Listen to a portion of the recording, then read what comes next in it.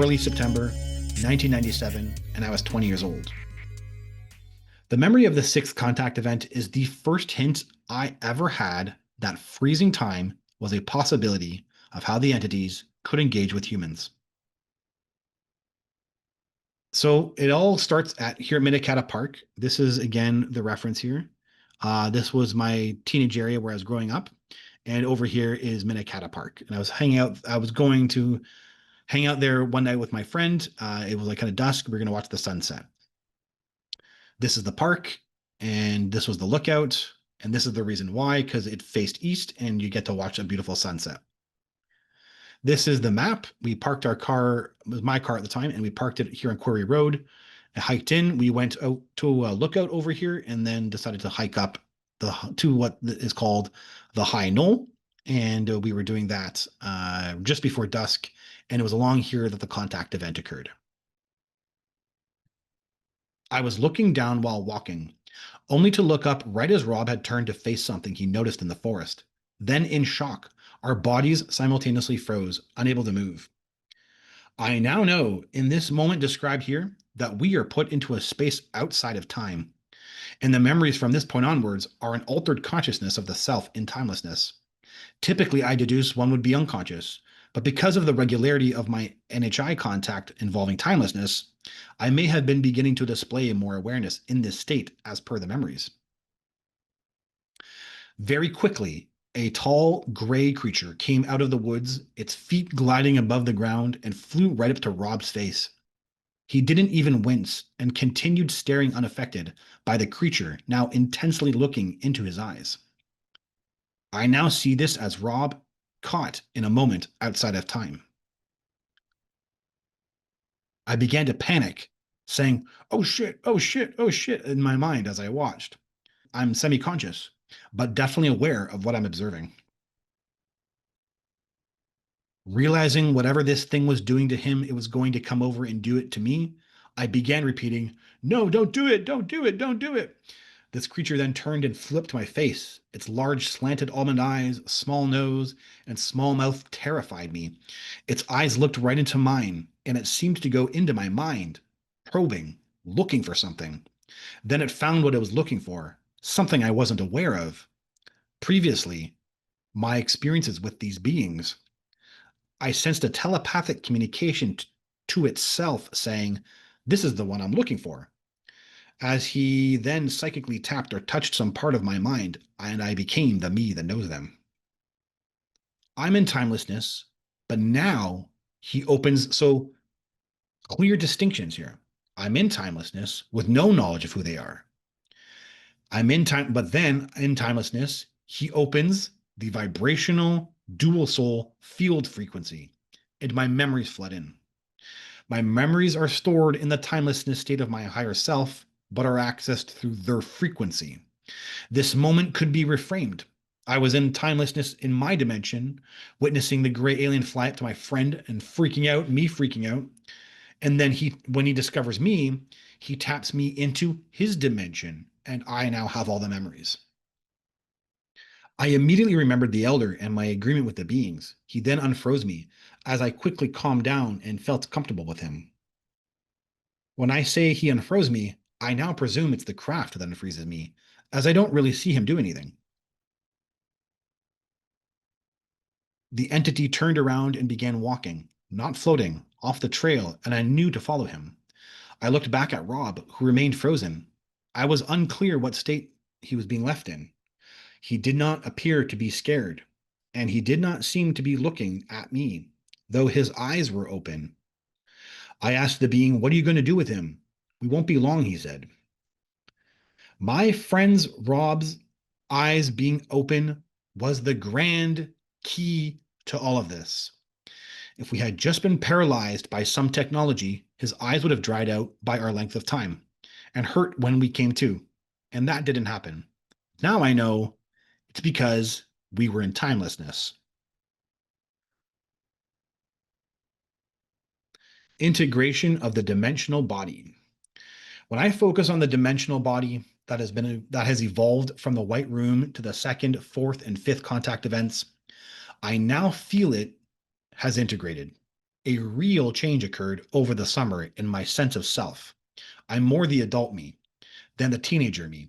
It's clear to me a subconscious process was occurring over the summer of integrating the dimensional body through brief moments of unity and psychic dimensionality into my own physical body.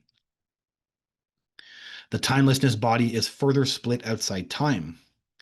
There is a distinct overall feeling in this contact event for myself in relationship to the dimensional timelessness body. So, over the summer, I had been absorbing and experiencing the timelessness body in time. So, now that I'm outside time again, it actually feels like the outside time body is further split now outside time. It's the outside time body that is activated in the contact event, but because it's been in time over the summer, the feeling here is outside time but split, or a portion of it. It's a unique feeling of this contact event. It's a very strange, it's like this. I had this dimensional body, which would be the white room, even. So, again, this idea of like outside time and then even further outside time, it's kind of ideas that there might be things like that. And so I have a dimensional body that was from outside time. Now it's outside time even more. It's a weird idea here. The fact that I see the craft in this contact event is also interesting.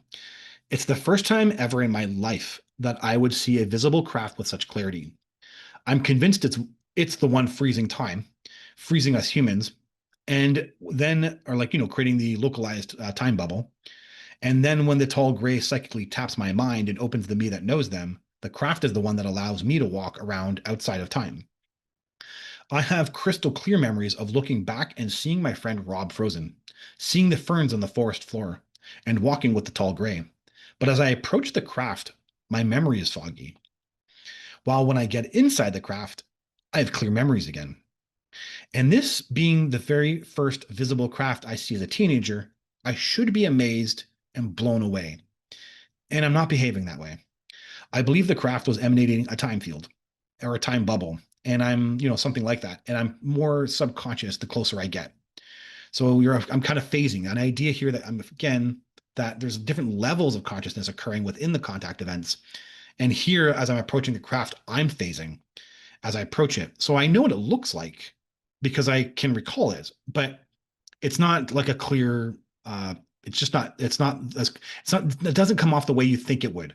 You think a teenager and you're looking at a craft, how cool this is. And instead I'm like, oh, kind of phased as I'm approaching it. So in my present memory, I have trouble focusing on its appearance, though I can deduce it. These are just the small details that came out in this memory review. The being grabbed a device that looked like a small metal iron with a red center protruding from it. He moved it in the air about 2 feet from me, producing bursts of joyful energy in my heart. As nothing was explained, all I can do is hypothesize that it felt as if the device was interacting with a personal energy or magnetic field. Intuitively, it felt like my energy field was strong and aligned, reminding me of the work the Elder did on me back in May. I am convinced she aligned my field, and his device was measuring, confirming, or checking something, and in the process allowed me to experience my energy fields, penetrating my core, producing bursts of joyful energy. I could intuitively feel there were layers of circular fields around me that he was interacting with, one in my body and two more outside of me. He said, "You're ready," and I knew he meant for the execution of our agreement to discover my soul. So I now see this interaction a little differently. I'm convinced it was in response to my decision to move away from my friends. And they were confirming details about the dimensional body, like confirming it was still in working order. This is definitely linked to the dimensional body put into me during my fifth contact event. I was interested in meditating on the different sensations here to discover what exactly might have been occurring.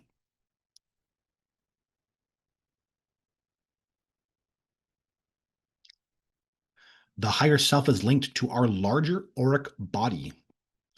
After lengthy meditations, I could distinctly feel my higher self is linked to some type of extended aura that protrudes from me. To do a little extra research, I decided to pick up a book on Reiki in hopes of understanding some of my experience here. I found The Art of Psychic Reiki by 25-year practitioner Lisa Campion, which had corroborated my experience here. For her, the outer auric field, what she terms the spiritual layer, is about 2 feet off of the body, and it is linked to our higher self. The idea is anti intuitive to what you'd believe to be the case with higher spiritual energy or divine like energy. We imagine a pronounced spirit energy should be closer to the heart, and the further away you get, the less concentrated that energy would be.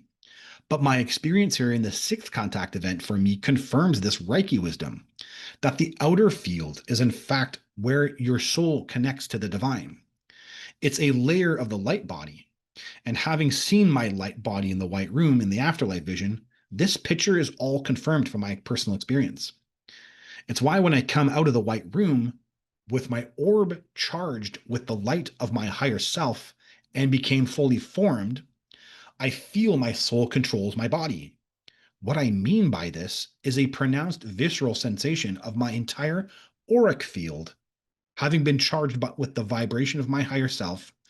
So as I physically move through it, I can feel the larger auric field as my soul, and it's the awareness, not the brain, not the body. And the experience of pronounced unity as I was having meditating on the hillside was also tied to this divine auric light body in the larger auric field. I could feel clearly that unity was coming through that larger field.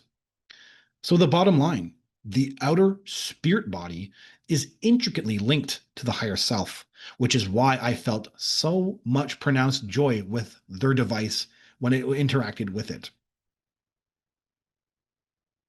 Our body is a manifestation of our consciousness. Another feature of this contact event was that I felt layered auric bodies, which appeared to be in the research of people who study such things. When I meditated on these layers, in combination with the bigger picture sensations of the dimensional body and the larger auric field, I had some insight. We assume we are physical matter and that the auric energy might be a radiation from it. But in fact, it's the other way around. This auric energy, which is about an inch or two off of the body, is the denser vibration of our consciousness manifesting the cellular structure and matter that materializes our body. Your body is a materialized manifestation of your consciousness. I walked back to the trail and noticed he was following me. Rob had not moved and was in a daze. Putting myself back in my position, I watched the being approach Rob, unclear what he was doing. I'm not certain what happened next. It seems that I was put into an unconscious state because I never saw the being return to his craft. But I know while standing, dazed, looking out in front of me, I could see the craft in my peripheral vision rise from the forest floor and float upwards into the treetops. As we came to, Rob was caught off guard as he didn't know what he turned to look at and thought he had zoned out for a second. We continued walking as if nothing had happened. See, when I get put back into position, I'm turned off from the me that knows them. The entity's God field frequency is nullified, but I continue to be outside time and unconscious. And that's why my eyes are open and I see the craft in my peripheral vision.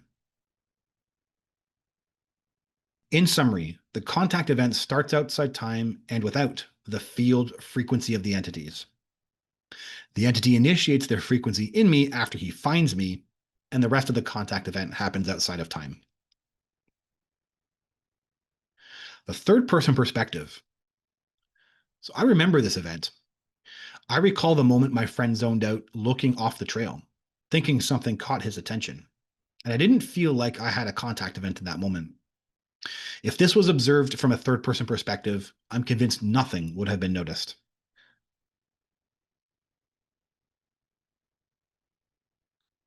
We left High Knoll after sunset without much incident, but for the entire week afterwards, I awoke every day to a pronounced, joyful beaming in my heart for a love of life. On the following Saturday after our hike, I called Rob to see if he wanted to hang out. He interjected, "Hey man, have you been feeling really great all week? Every day I've been getting up in the morning. I feel in love with life." I couldn't believe it. Rob had experienced the same long lasting love of life for sensations that I had. And we both agreed that they originated from our night going to Minnetonka Park. Feels like a screen memory meant to prod me to explore myself. It's strange. The deep joy acts like a screen memory, so it's definitely blocking it, meant to purposely be a mystery, to prod me to explore myself. Imprinting the mystery of the deep woods. Though the second contact event is in time and was in a different part of my mind than this contact event occurring in timelessness, there's a subconscious similarity between them, and this is because they both occur in the deep forest. Together, they end up creating a sense of mystery about the woods in my subconscious, an imprint that will be used to move me to travel. Not the elder because of an urgency. Lastly, why was this contact event with a tall gray alien and not the elder?